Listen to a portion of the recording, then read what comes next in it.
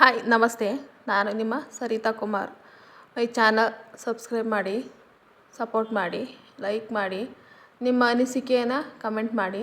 ನಾನಿವತ್ತು ನೋಡಿ, ಇದು ನಮ್ಮ ಮನೆ ದೇವರು 7 ಕೋಟಿ ಮೈಲಾರಲಿಂಗೇಶ್ವರ. ನೋಡಿ, ದರ್ಶನ ಮಾಡ್ಕೊಳ್ರಿ. ನನ್ನ ಚಾನಲ್ ನೋಡೋರಿಗೆ ಎಲ್ಲರಿಗೂ ಭಗವಂತ ಒಳ್ಳೇದು ಮಾಡಲಿ. ತುಂಬ ಹಳೆಯ ದೇವಸ್ಥಾನ ಇದ್ದಾಗ ಈ ಥರ ಇತ್ತು, ಇವಾಗ ತುಂಬ ಚೆನ್ನಾಗಿ ಕಟ್ಟಿದ್ದಾರೆ. ನೋಡಿ, ಇದು ಎಷ್ಟು ಚೆನ್ನಾಗಿದೆ ನೋಡಿ. ಆವಾಗಿನ ದೇವಸ್ಥಾನಗಳು ನೋಡೋಕ್ಕೆ ಒಂದು ಖುಷಿ. ಹಳೆಯ ಕಾಲದಲ್ಲಿ ಇರೋಂಥ ದೇವಸ್ಥಾನಗಳು, ಹಳೆಯದಾಗಿದ್ದ ದೇವ್ರುಗಳು ನೋಡೋಕ್ಕೆ ಒಂದು ಖುಷಿ ಆಗುತ್ತೆ. ಇದು ನೋಡಿ ಎಷ್ಟು ಚೆನ್ನಾಗಿದೆ. ಇವಾಗ ಚೆನ್ನಾಗಿ ಮಾಡಿದ್ದಾರೆ. ಇವತ್ತು ಸೋಮವಾರ 20ನೇ ತಾರೀಕು. ನಮ್ಮ ಮನೆ ರೊಟೀನು ಹೇಗಿರುತ್ತೆ, ನಾನು ಯಾವ ರೀತಿ ಕೆಲಸ ಮಾಡ್ಕೊತೀನಿ, ನಾನು ಯಾವ ರೀತಿ ನಮ್ಮ ಮನೇಲಿ ಈ ಮನೆ ಇಟ್ಕೊಂಡಿದ್ದೀನಿ ನೀಟಾಗೆ, ನಾನು ಏನು ತಿಂಡಿ ಎಷ್ಟೊತ್ತಿಗೆ ತಿಂಡಿ ರೆಡಿ ಮಾಡ್ತೀನಿ ಅನ್ನೋದನ್ನ ನಾನು ರೊಟೀನ್ ತೋರಿಸ್ತೀನಿ. ನೋಡಿ, 5 ಗಂಟೆಗೆ ಎದ್ದು ನಾನು ಫ್ರೆಶ್ ಅಪ್ ಆಗಿ ಬಂದು ಬಾಗಿಲೆಲ್ಲ ಗುಡಿಸಿ, ಮನೆಯೆಲ್ಲ ಗುಡಿಸಿ, ಆಚೆ ಎಲ್ಲ ಕ್ಲೀನ್ ಮಾಡಿ, ಹೊಸ್ಲಿಗೆ ರಂಗೋಲಿ ಹಾಕಿ, ಹೊಸ್ಲೆಲ್ಲ ತೊಳೆದು ಹೊಸ್ಲಿಗೆಲ್ಲ ರಂಗೋಲಿ ಎಲ್ಲ ಬಿಟ್ಟು ನೋಡಿ ಎಲ್ಲ ರೆಡಿ ಮಾಡಿದ್ದೀನಿ. ಇವಾಗ ನೋಡಿ, ತುಳಸಿ ಗಿಡಕ್ಕೆಲ್ಲ ರೆಡಿ ಮಾಡಿದ್ದೀನಿ. ಪಕ್ಕದಾಗ ಒಂದು ದೀಪ ರೆಡಿ ಮಾಡಿ ಇಟ್ಟಿದ್ದೀನಿ. ಅದಾದಮೇಲೆ ನೋಡು, ದೇವ್ರ ಪೂಜೆನೂ ರೆಡಿ ಆಗುತ್ತೆ. ನಮ್ಮ ಮನೆಗೆ 6:45 7 ಗಂಟೆ 7:15 ಒಳಗಂತೂ ಪೂಜೆ ಆಗುತ್ತೆ ಅವ್ರ ಮನೇಲಿ. ನೋಡಿ, ಬೆಳಗ್ಗೆನೇ ಪೂಜೆನೂ ಆಗೋಯ್ತು. ನನ್ನ ಮಗ ಪೂಜೆ ಮಾಡಿಬಿಡ್ತಾನೆ ಬೆಳಗ್ಗೆ ಕಾಲೇಜಿಗೆ ಹೋಗೋ ಅಷ್ಟರಲ್ಲಿ. ನಾನೆಲ್ಲ ಕಸ ಗುಡಿಸಿ, ಮನೆಯೆಲ್ಲ ಗುಡಿಸಿ ಒರೆಸೋದು ಒಂದೊಂದು ದಿವಸ ಬೇಗ ಒರೆಸ್ತೀನಿ, ಒಂದೊಂದು ದಿವಸ ಲೇಟಾಗಿ ಒರೆಸ್ತೀನಿ. ನೋಡಿ, ಎಲ್ಲ ಗುಡಿಸಿ ರೆಡಿ ಮಾಡಿ ಹೊಸ್ಲೆಲ್ಲ ತೊಳೆದು ಆಚೆ ಎಲ್ಲ ಕ್ಲೀನ್ ಮಾಡ್ಕೊಂಬಂದು ಹೊಸ್ಲಿಗೆಲ್ಲ ರಂಗೋಲಿ ಇಟ್ಟು ತುಳಸಿ ಪಾಟ್ ಹತ್ರ ಎಲ್ಲ ರೆಡಿ ಮಾಡಿ ಬಂದರೆ ನೀಟಾಗಿ ನನ್ನ ಮಗ ಅವರು ಸ್ನಾನ ಬಂದಿದ್ದ ತಕ್ಷಣ ಪೂಜೆ ಎಲ್ಲ ಮಾಡ್ತಾನೆ. ನೋಡಿ, ಹಿಂದಿನ ದಿನ ಇಟ್ಟಿರೋ ಹೂವು ಎಲ್ಲ ತೆಗೆದು ಹೂವು ಇಟ್ಟು, ಬೇರೆ ಹೂವು ಇಟ್ಟು ದೀಪಕ್ಕೆಲ್ಲ ಬತ್ತಿ ಎಣ್ಣೆ ಹಾಕಿ, ಫೋಟೋಗಳಿಗೆಲ್ಲವ ಹೂವು ಇಟ್ಟು ದೀಪ ಅಂಟಿಸ್ತಾನೆ. ನೈವೇದ್ಯಕ್ಕೆ ಅಂತ ಇವತ್ತು ನೀರಿಟ್ಟಿದ್ದೀನಿ, ಬಾಳೆಹಣ್ಣು ಇಡಬೇಕಿನ್ನುವೆ. ಬಾಳೆಹಣ್ಣಿಟ್ಟು ಪೂಜೆ ಮಾಡ್ತಾನೆ. ನೋಡಿ ಹೇಗಿದೆ ನಮ್ಮ ಮನೆ ಪೂಜೆ ಅಂತ. ಪ್ರತಿದಿನ 7:15 ಒಳಗೆ ನಮ್ಮ ಮನೆಗೆ ಪೂಜೆ ಮಾಡಿಬಿಡ್ತಾರೆ. ನಮ್ಮ ಮನೆಯವರಾಗಲಿ ನನ್ನ ಮಗನಾಗಲಿ ಇಬ್ಬರೊಳಗೊಬ್ಬರು ಪೂಜೆ ಮಾಡಿ ಹೋಗ್ಬಿಡ್ತಾರೆ, ನಾನೆಲ್ಲ ರೆಡಿ ಮಾಡಿಕೊಟ್ರೆ. ನೋಡಿ ಎಷ್ಟು ಚೆನ್ನಾಗಿದೆ ದೀಪದಲ್ಲಿ. ನೋಡಿ, ದೇವ್ರ ಮನೆಯೆಲ್ಲ ಸ್ವಲ್ಪ ಮುಚ್ಚಬೇಕು, ಅದ್ರದ್ದು ಹೊಗೆ ಬರುತ್ತಲ್ಲ ದೀಪದ್ದು. ಅದಾದಮೇಲೆ ನೋಡಿರಿ, ನಂದು ಕಿಚನಾಗಿ ತೋರಿಸ್ತೀನಿ. ನಾನು ಇವತ್ತು ಬೆಳಗ್ಗೆ ಆಲೂಗಡ್ಡೆ ಪಲ್ಯ ಮಾಡಿ ದೋಸೆ ಮಾಡಿದ್ದೀನಿ. ನೋಡಿದೆ ಆಲೂಗಡ್ಡೆ ಅವರಿಬ್ಬರನ್ನು ತಿಂಡಿ ಆಯ್ತು, ಇಬ್ಬರೂ ಹೋದ್ರು, ಬಾಕ್ಸ್ ತುಂಬಿದೆ. ಇದು ಸಾಂಬಾರು ಮಾಡಿದ್ದೀನಿ. ಮೊಳಕೆ ಕಾಳು ಸಾಂಬಾರು ಹಾಕಿ, ಹೆಸರು ಕಾಳು, ಅಲಸಂದೆ ಕಾಳು, ಕಡಲೆಕಾಳು, ತರಕಾರಿ ಹಾಕಿ ಸಾಂಬಾರು ಮಾಡಿದ್ದೀನಿ. ನಮ್ಮ ಮನೆಯವರಿಗೆ ಮಧ್ಯಾಹ್ನಕ್ಕೆ. ಬೆಳಗ್ಗೆ ತಿಂಡಿ ಮಾಡ್ತೀನಲ್ಲ, ಅದನ್ನೇನು ತಿನ್ನಲ್ಲ ಅವರು, ತಿಂದು ಹೋಗ್ತಾರೆ ಅಷ್ಟೇ. ಮಧ್ಯಾಹ್ನಕ್ಕೆ ಅದೆಲ್ಲ ತುಂಬಿದರೆ ತಿನ್ನೋಕ್ಕಾಗಲ್ಲ ಅವರಿಗೆ. ಅದಕ್ಕೆ ನಾನೇನು ಮಾಡ್ತೀನಿ, ಡೈಲಿನೇ ಬೆಳಗ್ಗೆನೇ ಸಾಂಬಾರು ಮಾಡಿಬಿಡ್ತೀನಿ. ಕಾಳುಗಳೆಲ್ಲವ ನಿನ್ನೆ ಭಾನುವಾರ ಅಲ್ಲ, ಕಾಳೆಲ್ಲ ನೆನೆಸಿದ್ದೆ.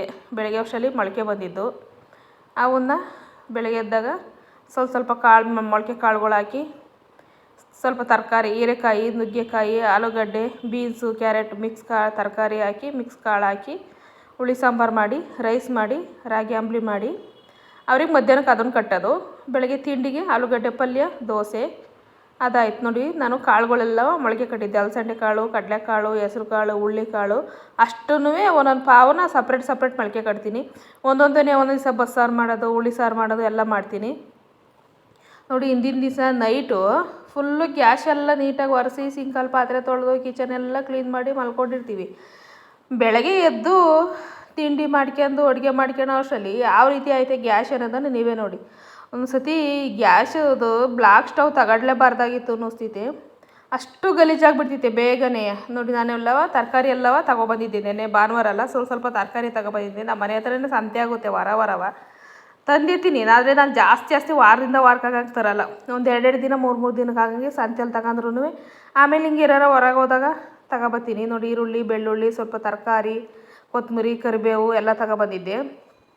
ನೋಡಿ, ಇಷ್ಟು ಕೆಲಸ ಮಾಡಿದ್ರೂ ಸಿಂಕಲ್ಲಿ ಎಷ್ಟು ತುಂಬ್ತಾವೆ ನೋಡಿ. ಬೆಳಗ್ಗೆ ಎದ್ದಿದ ತಕ್ಷಣ ಅಡುಗೆ, ಅನ್ನ, ಸಾಂಬಾರು, ರಾಗಿ ಮಾಮೂಲಿ ತಿಂಡಿ ಎಲ್ಲ ರೆಡಿ ಮಾಡ್ಕೊಂಡು, ಕಾಫಿ ಟೀ ಮಾಡ್ದವು, ಬಿಸಿನೀರು ಕುಡ್ದವು ಎಲ್ಲ ರೆಡಿ ಮಾಡ್ಕೊಳ್ಳೋ ಅಷ್ಟರಲ್ಲಿ ಸಿಂಕು ಹಂಗೆ ತುಂಬ್ತೈತಿ.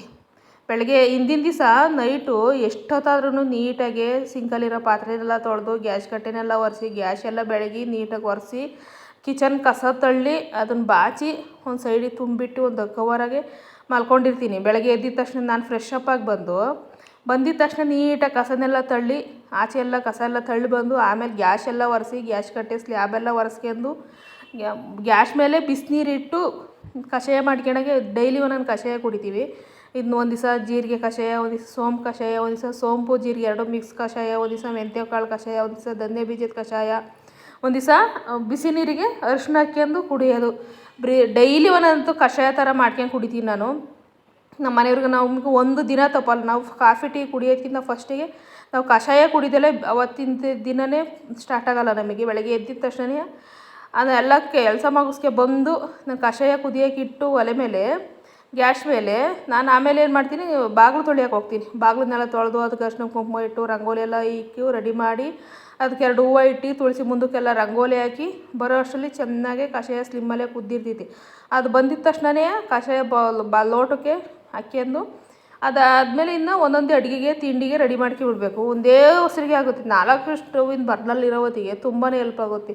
2 ಕುಕ್ಕರಲ್ಲಿ ಒಂದಕ್ಕೆ ರೈಸಿಗೆ ಇಡ್ತೀನಿ, ಅದಕ್ಕೆ ಏನು ಸಾಂಬಾರು ಮಾಡ್ತೀನಿ ಸಾಂಬಾರಿಗೆ ರೆಡಿ ಮಾಡಿ ಒಂದು ಕುಕ್ಕರ್ ಬೇಯಕ್ಕೆ ಇಟ್ಬಿಟ್ರಿ. 2 ಹಿಂದೆ ಕೂಗ್ತೈತೆ.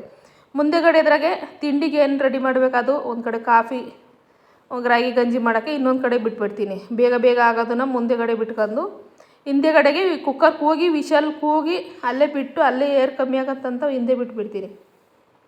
ಅದೆಲ್ಲ ಮಾಡ್ಕೊಳ್ಳೋ ಅಷ್ಟರಲ್ಲಿ ತುಂಬಾ 7:15 ಅಷ್ಟರಲ್ಲಿ ತಿಂಡಿ ರೆಡಿಯಾಗಿ ಅದನ್ನು ಪ್ಲೇಟಿಗೆ ಹಾಕಿ ಅದು ಸ್ವಲ್ಪ ತಣ್ಣಗಾಗಬೇಕು.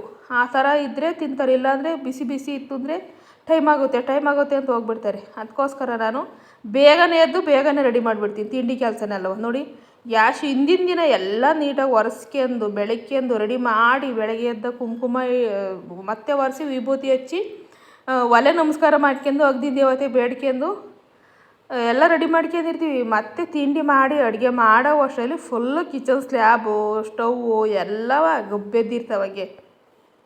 ಅದೇ ಇವಾಗ ಎಲ್ಲ ಕೆಲಸ ಮುಗಿಸ್ಕೊಂಡು ಆದಮೇಲೆ ಮತ್ತೆ ಒಂದು ಕಡೆಯಿಂದ ಎಲ್ಲ ಸಾಮಾನು ಗ್ಯಾಸ್ ಕಟ್ಟೆ ಮೇಲೆ ಇರೋ ಎಲ್ಲ ಪಾತ್ರೆಗಳು ಅಡುಗೆನೆಲ್ಲ ಒಂದು ಕಡೆ ಸೈಡಿಗೆ ಇಟ್ಟು ಮಿಕ್ಕಿರೋನೆಲ್ಲ ತೊಳೆಯೋಕೆ ಹಾಕಿ ತರಕಾರಿನೆಲ್ಲ ಕ್ಲೀನ್ ಮಾಡ್ಕೋಬೇಕು. ತರಕಾರಿನೆಲ್ಲ ನೀಟಾಗಿ ಜೋಡಿಸಿ ಫ್ರಿಜ್ಜಿಗೆ ಇಟ್ಕೋಬೇಕು. ತುಪ್ಪನ ತೆಗೆದು ಒಂದು ಬಾಕ್ಸಿಗೆ ಹಾಕಿಬೇಕು. ಊರಿಂದ ತಂದಿರ್ತೀನಿ ಜಾಸ್ತಿ ದೊಡ್ಡ ಬಾಕ್ಸ್ಗಳಿಗೆ, ಮನೆಯದೇ ತುಪ್ಪ ನಾಟಿ ತುಪ್ಪವ. ಅದನ್ನು ನೀಟಾಗಿ ಚಿಕ್ಕದಾಗೆ ಒಂದೊಂದು ಬಾಕ್ಸಿಗೆ ಎತ್ತಾಕ್ಯಂತೀನಿ ಸ್ವಲ್ಪನೇ. ಮಿಕ್ಕಿದ್ದನ್ನು ನೀಟಾಗಿ ಬಾಕ್ಸ್ ಟೈಟಾಗಿ ಮುಚ್ಚಿ ಒಂದು ಕೆಳಗಡೆಗೆ ಇಟ್ಕೊಂಬಿಡ್ತೀನಿ ನಾನು ಕಬೋರ್ಡ್ ಒಳಗೆ.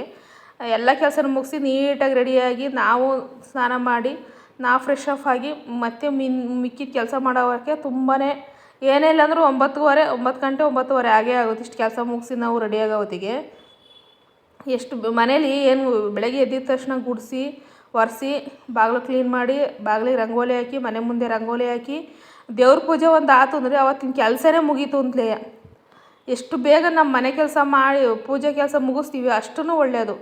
ಅದಕ್ಕೋಸ್ಕರ ನಾನು ಏನು ಮಾಡ್ತೀನಿ, ಬೆಳಗ್ಗೆ 5 ಗಂಟೆಗೆ ಎದ್ದಿದ ತಕ್ಷಣ ನೀಟಾಗಿ ಗುಡಿಸೋದು ಒರೆಸೋದು ರಂಗೋಲಿ ಹಾಕಿ ಆಮೇಲೆ ನಾನು ಕಿಚನಕ್ಕೆ ಅಡುಗೆ ತಿಂಡಿ ಮಾಡ್ತಾಯಿತ್ತು ಅಂದರೆ ಅವರು ಯಾರು ಫಸ್ಟು ಸ್ನಾನ ಮಾಡ್ತಾರೆ, ಹಸ್ಬೆಂಡ್ ಮಾಡಿ ಬೇಗ ಸ್ನಾನ ಮಾಡ್ಕೊಂಬಂದರೆ ಅವ್ರು ಮಾಡ್ತಾರೆ, ನನ್ನ ಮಗ ಬೇಗ ಮಾಡ್ಕೊಂಬಂದರೆ ನನ್ನ ಮಗ ಮಾಡ್ತಾರೆ. ಇಬ್ಬರೊಳಗೆ ಯಾರಾದರೂ ಒಬ್ಬರು ಬೆಳಗಿನ ಪೂಜೆ ಮುಗಿಸ್ಬಿಡ್ತಾರೆ. ನನಗೆ ಬೆಳಗ್ಗೆ ಎದ್ದಾಗ ಟೆನ್ಷನ್ ಇರಲ್ಲ. ಅವ್ರು ಬೆಳಗ್ಗೆ ಪೂಜೆ ಮುಗಿಸ್ತಿದ್ದು ಅಂದರೆ ನನಗೆ ಆವಾಗ ಆಮೇಲೆ ಮಿಕ್ಕಿದ್ದೆಲ್ಲ ಕಿಚನೆಲ್ಲ ಕ್ಲೀನ್ ಮಾಡ್ಕೊಂಡು ಪಾತ್ರೆ ತೊಳ್ಕೊಂಡು ವಾಶ್ರೂಮ್ಗಳು ಯಾವಾರ ಕ್ಲೀನ್ ಮಾಡಿದರೆ ವಾಶ್ರೂಮ್ಗಳು ಕ್ಲೀನ್ ಮಾಡೋದು, ಬಟ್ಟೆ ಮಿಷಿನಿಗೆ ತುಂಬೋದು, ಬಟ್ಟೆ ಒಣಗಾಕೋದು ಅವನ್ನೆಲ್ಲ ಮುಗಿಸ್ಕೊಂಡು ನಾನು ಆವಾಗ ಸ್ನಾನ ಮಾಡ್ತೀನಿ.